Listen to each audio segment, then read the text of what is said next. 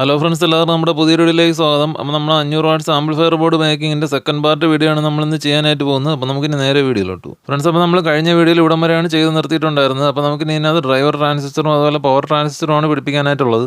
C5198ൻ്റെ A1941ൻ്റെ ഒരു പെയറാണ് നമ്മൾ ഇതിൻ്റെ ഡ്രൈവർ ട്രാൻസിസ്റ്ററായിട്ട് യൂസ് ചെയ്യുന്നത്. 52001943യുടെ 5 പേരാണ് ഇതിൻ്റെ പവർ ഔട്ട്പുട്ട് സെക്ഷനിൽ വരുന്നത്. അപ്പോൾ ഞാൻ ശരിക്കും ഇത്രയും പവറുള്ള ഒരു ആംപ്ലിഫയർ ബോർഡ് ആദ്യമായിട്ടാണ് സ്വന്തമായിട്ട് അസംബിൾ ചെയ്യുന്നത്. അപ്പോൾ അതുകൊണ്ട് തന്നെ ഇത് എന്താവുമെന്നൊന്നും അറിയില്ല.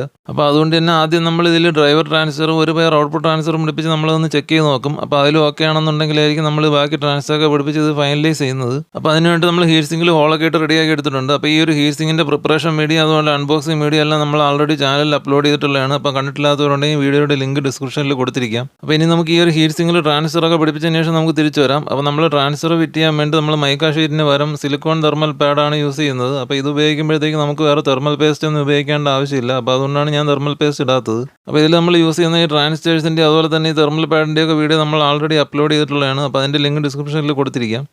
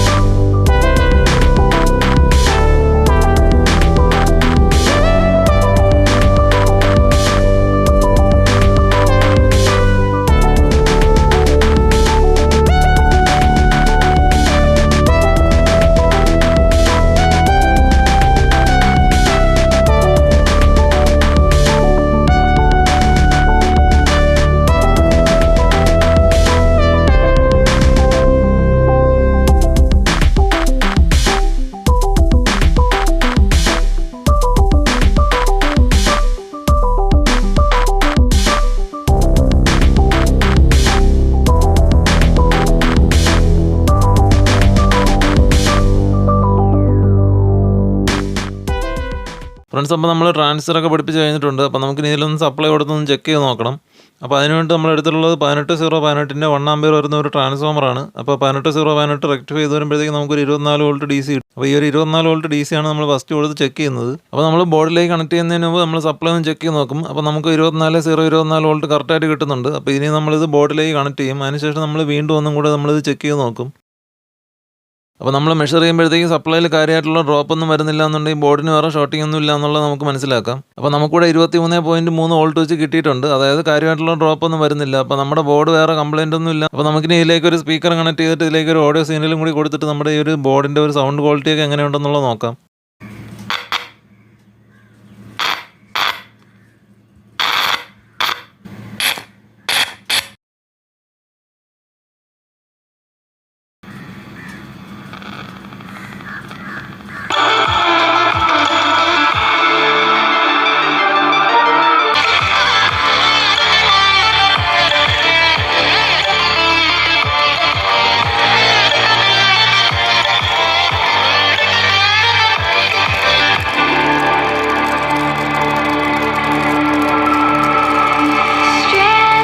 ഫ്രണ്ട്സ്, അപ്പോൾ നമ്മുടെ കുറഞ്ഞ വോൾട്ടേജിലുള്ള ഫസ്റ്റ് ടെസ്റ്റിങ് കഴിഞ്ഞിട്ടുണ്ട്. അപ്പോൾ ബോർഡിന് വേറെ കാര്യമായിട്ടുള്ള കുഴപ്പങ്ങളൊന്നുമില്ല, നല്ല ഓഡിയോ ക്വാളിറ്റി എല്ലാം തന്നെ വരുന്നുണ്ട്.